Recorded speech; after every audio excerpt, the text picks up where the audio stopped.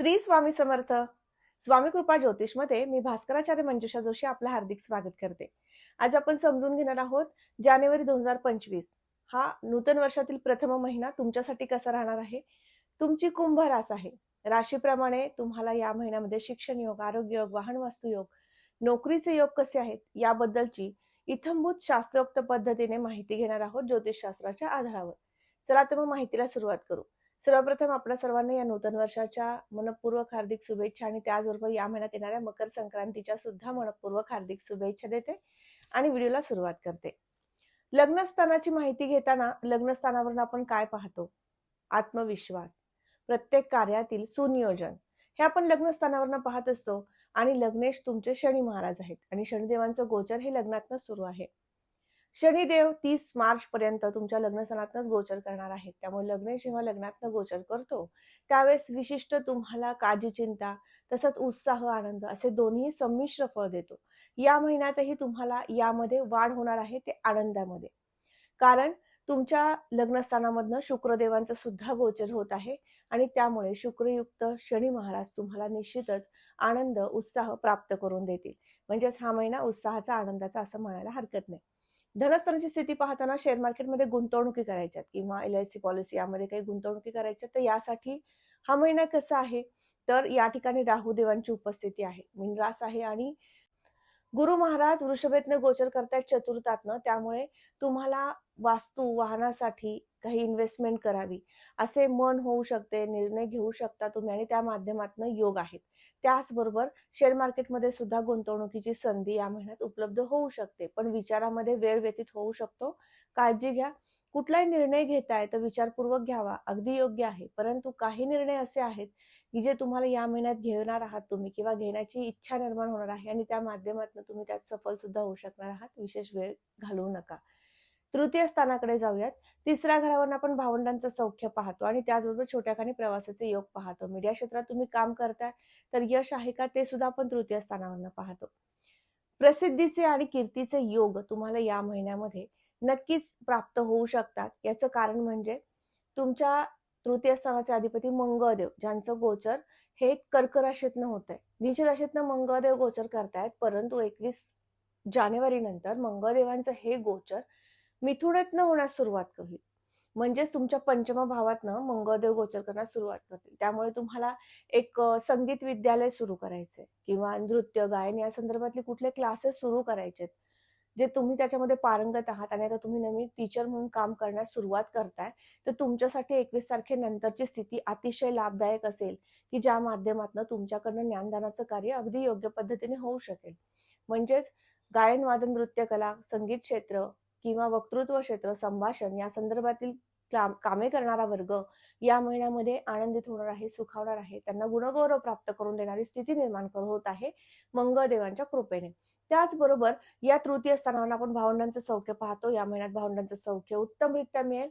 तुम्हाला तुमच्या भावंडांच्या समवेत राहण्याची जास्तीत जास्त वेळ व्यतीत करण्याचे योग, शुभ संकेत या महिन्यात आहेत. कारण त्या तृतीय स्थानावर आपण प्रवासाचे योग पाहतो. या महिन्यात थोड्याफार प्रमाणात प्रवास योग होणार आहेत. त्या प्रवासातून आनंद, सहलीचा आनंद तुम्ही घेऊ शकणार आहात. अशा पद्धतीने उत्तम स्थिती आहे. पंचम स्थानाकडे जाऊयात. शिक्षण, संतती आणि प्रेम प्रणय दर्शवणारं 5वं घर. 5 मिथुन रास आणि बुधदेवांचं गोचर हे लाभात होण्यास सुरुवात होईल. 4 तारखेनंतर बुधदेव लाभातनं गोचर करतील. तुमच्या प्रणयाचे शुभ संकेत या महिन्यात आहेत. तुमच्या जोडीदारासोबत जास्त वेळ तुम्ही व्यतीत करू शकणार आहात. त्यांच्या समस्या समजून घेणं किंवा त्यांच्या करिअर बाबतीमध्ये तुम्हाला चिंता होती, काळजी होती आणि त्या माध्यमातून तुम्ही बराचसा वेळ त्यासाठी व्यस्त करत होता, तर आता तुम्हाला ती चिंता, काळजी कमी झालेली दिसेल. त्यांच्या जीवनात एखादी आनंददायी, स्वप्नपूर्तदायी अशी एखादी घटना घडेल आणि त्या माध्यमातून तुम्हाला ते सहभागी करून घेऊन तुम्हालाही आनंद प्राप्त करून देतील. म्हणजेच हा महिना प्रेम प्रणयासाठी अतिशय शुभ असं म्हणता येईल. शिक्षणाच्या बाबतीत विचार केला तर या ठिकाणी बुधाची रास आहे. बुधदेवांचं गोचर हे धनुराशीतनं होण्यास सुरुवात होत आहे. त्यामुळे शिक्षणासाठी अतिशय शुभ संकेताचा हा संपूर्ण महिना राहील. 4 तारखेनंतरची स्थिती अतिशय शुभ राहील. त्याचबरोबर कॉमर्स, सायन्स आणि शिक्षण घेणारा वर्ग यांच्यासाठी अतिशय शुभ योग आहेत.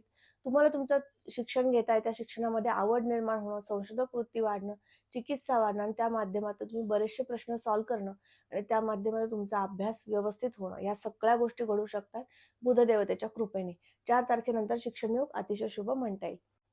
पंचम स्थानावरून आपण संततीचे योग पण पाहतो, परंतु ते लग्न कुंडलीनुसार. राशी कुंडलीनुसार संतती योग कसा आहे हे आपण जाणून घेऊ शकत नाही. संतती सौख्य कसं आहे हे जाणून घेऊ शकतो.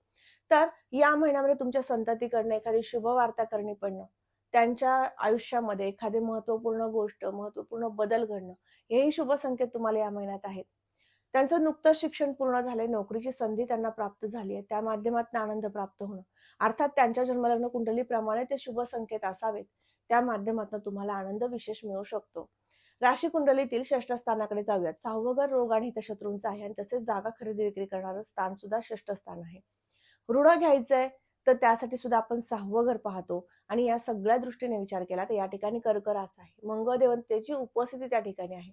त्यामुळे जागा खरेदी विक्रीसाठीचे योग मध्यम स्वरूपात आहेत. परंतु शत्रू पीडा या महिन्यात विशेष तुम्हाला जाणवू शकते. कारण षष्ठातनं जेव्हा मंगळदेव गोचर करतात त्यावेळेस विशिष्ट तुम्हाला शत्रुत्व निर्माण करतात. याचं कारण आणखीन एक आहे की मंगळदेवांची अष्टमदृष्टी शनिदेवांवर येते आणि त्या माध्यमातून थोडासा तुम्हाला चिडचिड होणं, मनस्ताप होणं, एखादी गोष्ट न पटणं आणि तुम्ही लगेच ते व्यक्त होणं, असे सुद्धा संकेत या महिन्यात वारंवार येऊ शकतात. त्यामुळे विशिष्ट उपासना व्हिडिओच्या शेवटी देणार आहे, ती तुम्हाला करायची आहे. याचबरोबर आरोग्याच्या दृष्टीने विचार केला तर किरकोळ प्रमाणामध्ये सर्दी पडसे, ताप, कफ, वाताचे विकार या पद्धतीचं आजारपण तुम्हाला सतावू शकतं, पण फार मोठ्या प्रमाणात प्रॉब्लेम्स तुम्हाला या महिन्यात दिसून येत नाहीत. स्थानाकडे जाऊयात. सप्तम स्थान हे जोडीदाराच्या सौख्याचं आहे आणि भागीदारी पार्टनरच्या सौख्याचं पण आहे आणि त्यांच्या सहकार्याचं आहे. या ठिकाणी आहे सिंह रास. रवी देवतेचं गोचर लाभात होतंय धनुराशीमधून. 14 तारखेनंतर रविदेव व्ययस्थानात गोचर करतील. म्हणजे 14 तारखेपर्यंतचा कालावधी दोघांसाठी अतिशय उत्तम आहे. एकमेकांना तुम्ही समजून घ्याल. एखाद्या महत्त्वपूर्ण विचारावरती तुमचं शिक्कामोर्तब होऊ शकतं. एक विचार पक्का होऊ शकतो आणि त्या माध्यमातून तुम्ही काम करण्यास सुरुवात करू शकता. परंतु 14 तारखेनंतर मात्र या स्थितीमध्ये थोडासा बदल होऊ शकतो. त्यांच्यामध्ये मीपणा, अहमपणा निर्माण होऊ शकतो. कारण रविदेवांचं गोचर हे मकरेतनं होण्यास सुरुवात होईल आणि व्ययस्थानातनं.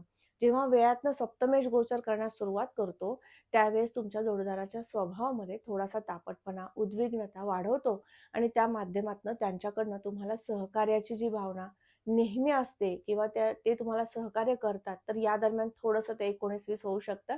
म्हणजेच पहिला पंधरवडा तुमच्यासाठी आनंदाचा, उत्साहाचा आहे. त्यांच्या समवेत जास्तीत जास्त वेळ व्यतीत करणार आहे. परंतु दुसरा पंधरवडा थोडासा मनस्ताप किंवा चिडचिड निर्माण करून देणारा राहू शकतो. त्यासाठी विशिष्ट उपासना आपण व्हिडिओच्या शेवटी पाहणार आहोत. भागीदारी पार्टनरसोबत जमून घेणं कितपर्यंत तुम्हाला जमतंय? असा मी तुम्हाला प्रश्नच विचारतीये. कारण सप्तम स्थानाचे अधिपती रविदेव यांचं गोचर धनुराशीतनं होतंय. त्यामुळे सतत द्विधा मनस्थिती, 2 निर्णय या काही गोष्टींना तुम्ही जात असाल. कारण तुमची कुंभ रास आहे. एक मत, एक निर्णय त्यावरती ठाम राहणं असा काहीसा तुमचा स्वभाव आहे. परंतु ज्यावेळेस पार्टनरशिपमध्ये आपण बिझनेस करतो, त्यावेळेस त्याचंही म्हणणं ऐकून घेणं आपणास भाग पडतं. पण त्यांचे निर्णय जर दुटप्पे असतील, तर तुम्ही कन्फ्यूज होता आणि तुम्हाला तो चिडचिड सहन होत नाही किंवा तुमचा राग हा पटकन व्यक्त झाला तो. म्हणून हा प्रश्न विचारला. तर या सगळ्या गोष्टींना तुम्ही जात असाल, तर त्यासाठी तुमची जन्मलग्न कुंडली तपासून पाहणं गरजेचं आहे. त्याचबरोबर या महिन्यामध्ये मी तुम्हाला त्यासाठी विशिष्ट उपासना पण देणार आहे.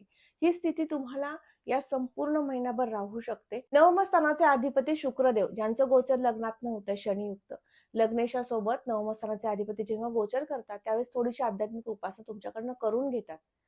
दानधर्म किंवा धार्मिक उपासना यामध्ये मन रमणं अशा काही गोष्टीतनं तुम्ही नक्कीच जात असता आणि त्या माध्यमातून तुम्हाला आनंद प्राप्त करून घेत असता. म्हणजेच हा महिना आनंदासाठी, आध्यात्मिक प्रगतीसाठी उत्तम आहे. शुभ संकेताचा हा महिना आहे. लग्नातनं जेव्हा शुक्रदेव गोचर करतात त्यावेळेस विशेष स्वतःसाठी खर्च करावा. काहीतरी आपल्यासाठी करावं. या पद्धतीने सुद्धा तुम्ही जाता आणि त्या माध्यमातून सुद्धा आनंद प्राप्त करून घेत असता. दशम स्थानाकडे जाऊयात. 10व्या घरावरून आपण उद्योग व्यवसाय पाहतो. तुमचे थंड पदार्थासंदर्भातील व्यवसाय असेल, हॉटेल व्यवसाय असेल, त्याचबरोबर टूर्स अँड ट्रॅव्हल्स संदर्भातील व्यवसाय आहे. त्याचबरोबर वाहतुकीचा, दळणवळणासंदर्भातील व्यवसाय आहेत. तुमच्यासाठी हा संपूर्ण महिना उत्तम आहे. आर्थिक लाभाचा आहे. याचं कारण सांगते मंगळ देवतेंचं गोचर हे जलतत्वाच्या राशीतनं होतंय. कर्क राशीत मंगळदेव नीचीचे जरूर होत असतील, परंतु ते तुम्हाला विशेष लाभ प्राप्त करून देतात, जर तुमचा हॉटेल व्यवसाय असेल. त्याचबरोबर तुमचा मादक पदार्थासंदर्भातील व्यवसाय असेल, तुमच्यासाठी सुद्धा उत्तम स्थिती आहे.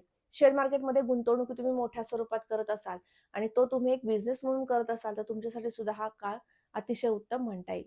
त्याचबरोबर व्ययस्थानाकडे जाऊयात. 12व्या घरावरून आपण खर्च पाहतो. या महिन्यात तुमच्या स्वतःसाठी काहीतरी करावं. या माध्यमातून तुम्ही जाऊ शकता आणि त्यासाठी तुम्ही खर्च करू शकता. त्याचबरोबर जोडीदाराच्या हौशीसाठी सुद्धा 14 तारखेनंतरचा कालावधी तुमचा जाऊ शकतो आणि त्या माध्यमातून खर्च निश्चित होऊ शकतो. तर आता आपण पाहणार आहोत उपासना. ज्यांना विवाह करायचा त्यांच्यासाठी योग कसे आहेत? गुरुदेवतेचं बळ आहे. चतुर्थातनं गुरुदेवतेचं गोचर सुरू आहे. चतुर्थ स्थान हे सुखस्थान आहे. परंतु 4, 8 आणि 12 ज्यावेळेस गुरु असतो, त्यावेळेस व्यक्तींना थोडासा मनस्ताप, चिडचिड होणं, कुटुंबामध्ये कलह होणं, कुटुंबात ऐक्य नसणं, या सगळ्या गोष्टी सहन कराव्या लागतात.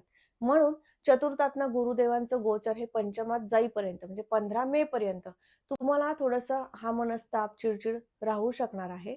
तर यासाठी उपाय सांगते. या संपूर्ण महिनाभर गुरुदेवतेची उपासना तुमच्याकडनं झाली पाहिजे. नामस्मरण करा, दत्त मंदिरात दर्शनास जा, गोड पदार्थाचं वाटप गोरगरिबांना करा. या माध्यमातून पण तुम्ही जाऊ शकता. तर तुम्हाला गुरुदेवतेचं बळ मिळेल आणि तुमच्या जीवनातील संघर्ष कमी होईल. तर आता आपण समजून घेतलं, की तुम्हाला कुठली उपासना करायची आहे. याचबरोबर मंगळदेव षष्ठात आहेत. षष्ठातले मंगळदेव ऋण प्राप्त करून देताना सुद्धा अडचणी आणतील 21 तारखेपर्यंत. तर त्या कमी होण्यासाठी संपूर्ण महिनाभर गम गणपते नमः या मंत्राचा जप 21 वेळा, 27 वेळा, 108 वेळा करा. म्हणजेच गणपतीची उपासना तुम्हाला या महिन्यात जास्तीत जास्त करणं आवश्यक ठरणार आहे. तर आता आपण समजून घेतलं, की कोणती उपासना करायची आहे. त्याचबरोबर गुरुदेवतेचं बळ तुम्हाला आहे का? या सगळ्या गोष्टी समजून घेतलं. लवकरच आपल्या या चॅनलवरती तुम्हाला 37चा दुसरा टप्पा संपणार आहे आणि तृतीय टप्पा सुरू होतोय. त्याबद्दल तुम्ही कोणती काळजी घ्यायची आहे, कुठल्या गोष्टीतली उपासना वाढवायची आहे, या माहितीचा व्हिडिओ मी अपलोड करणार आहे. तोही नक्की पहा. आजचा हा व्हिडिओ तुम्हाला कसा वाटला नक्की मला कळवा. त्याचबरोबर तुमच्या दैनंदिनीमध्ये काही अडचणी येत आहेत, त्या माध्यमातून मार्गदर्शनाची आवश्यकता वाटते, त्यासाठी माझा संपर्क क्रमांक दिलेला आहे. त्यावरती माहिती पाठवा आणि नक्कीच वेळ घेऊन तुम्ही तुमचा प्रश्न विचारू शकता. पुन्हा भेटणार आहे अशाच महत्त्वपूर्ण माहितीसह. तोपर्यंत तुम्ही आपल्या चॅनलवर नवीन असाल, नक्की चॅनलला सबस्क्राईब करा, बेल आयकॉनला क्लिक करा. पुन्हा भेटूयात अशाच महत्त्वपूर्ण माहितीसह.